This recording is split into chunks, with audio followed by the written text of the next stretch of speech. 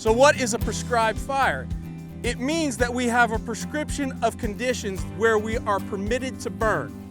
And so we have to pick and choose our days based on the conditions, and that includes wind direction, wind speed, the temperature, so the high temperature of the day, the high and low relative humidities of the day, and there is an equation that we figure out how effectively is smoke going to move up into the atmosphere. Among the most biodiverse places in the world is the Southern Appalachians, and one of the primary reasons for that historically is fire.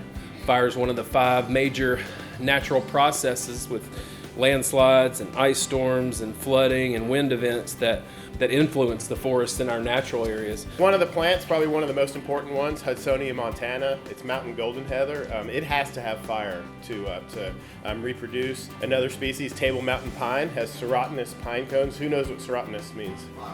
Yeah, fire opens the cone and then the seed comes out so it can reproduce. And so it's just a perfect example of Mother Nature telling us that we've got to have fire in places in the mountains. So that's our job. Why do we burn here at Lake James? And it's safety and health. For safety of the people, for our surrounding neighbors, and health of the ecosystem, health of the forest. When you hear that term, good fire, I want you to kind of reframe in your mind what we're talking about is fire that helps keep people safe and helps keep the forest healthy. But we want to manage our home ignition zone, and this is the area surrounding the home, and it includes the home itself. And we break it up into 3 different areas.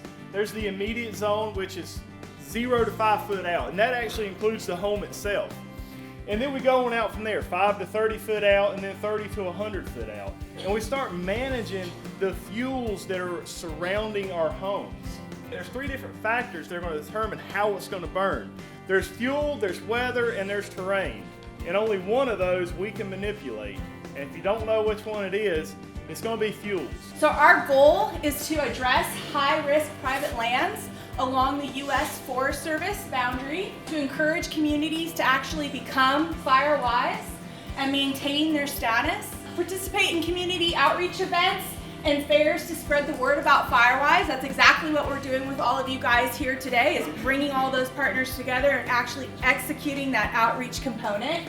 And then hold mitigation and prescribed burn demos. The demos are to actually show landowners and individuals why prescribed burns are being done and how that they can actually help reduce some of the hazardous fuels that are laying on the ground that put their communities in risk.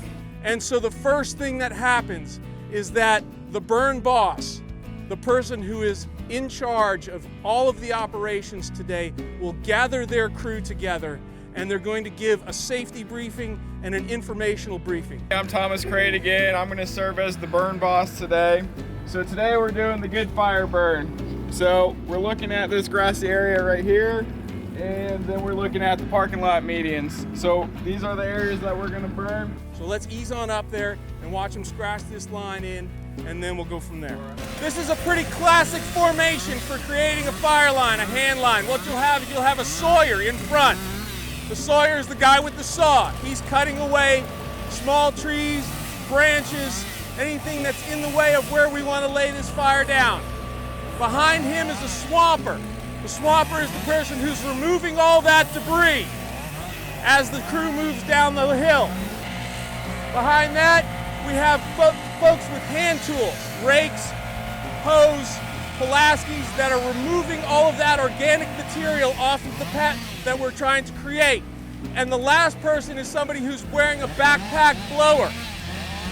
The invention of backpack air blowers has revolutionized the way we fight fire. So this fire that he has lit with his crew is what we would call a backing fire. He has lit it from the top of the hill and it is creeping downhill. That is a very desirable way to light because it gives us plenty of time. Fire moves slowly downhill, much more slowly than it does uphill. They are creating a safe area, a black area, where they started their fires, right? And now what they can do is they can bump down and in sections start fire and run it up to that black spot. But once it hits that black, the area that's already been burned, that's it. It's not going anywhere.